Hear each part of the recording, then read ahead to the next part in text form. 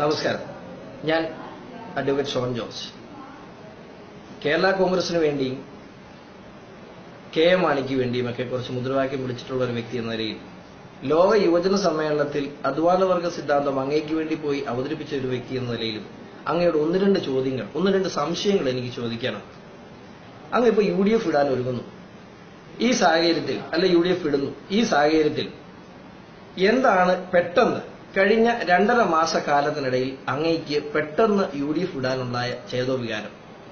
ഇതിനു മുമ്പ് 2014-ലും 2015-ലുമൊക്കെ കേരള കോൺഗ്രസ് പ്രതിദാനം ചെയ്യുന്ന കർഷകർ ഏറ്റവും വലിയ പ്രതിസന്ധി നേരിട്ട കസ്തൂരംഗൻ വിഷയമുണ്ടായപ്പോൾ, അതുപോലെ തന്നെ 2013-14 കാലഘട്ടത്തിൽ 4 ലക്ഷത്തിലധികം ടൺ റബ്ബർ ഇന്ത്യയിലേക്ക് ഇറക്കുമതി ചെയ്യാൻ അന്ന് കോൺഗ്രസിന്റെ നേതൃത്വത്തിലുള്ള UPA സർക്കാർ അനുമതി കൊടുത്തപ്പോൾ പാർട്ടി ഒന്നടങ്കം, കർഷകർ ഒന്നടങ്കം അങ്ങയോട് ആവശ്യപ്പെട്ടില്ലേ കോൺഗ്രസുമായിട്ടുള്ള ബന്ധം ഉപേക്ഷിച്ച് പുറത്തു നിൽക്കണം, നമുക്ക് ഒറ്റയ്ക്ക് നിന്ന് പോരാടാം, കർഷകർക്ക് വേണ്ടി പോരാടാമെന്ന് ആവശ്യപ്പെട്ടപ്പോൾ അങ്ങ് അന്ന് ലോക്സഭാ ഇലക്ഷനിൽ മകൻ തോക്കുമെന്ന് പറഞ്ഞ് അത് ഇല്ലാതാക്കി.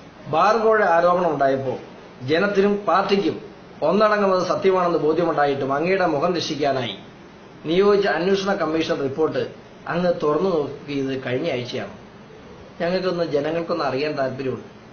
അങ്ങയുടെ പാർട്ടിയുടെ സ്ഥാനാർത്ഥികൾ മത്സരിച്ച 14 നിയോജകമണ്ഡലത്തിൽ എവിടെയെങ്കിലും കോൺഗ്രസ് പാർട്ടിയോ UDFോ വൃത്തികേട് ചെയ്തതായിട്ട് അങ്ങ് ഇതുവരെയും UDFിൽ പരാതി നൽകിയിട്ടില്ല.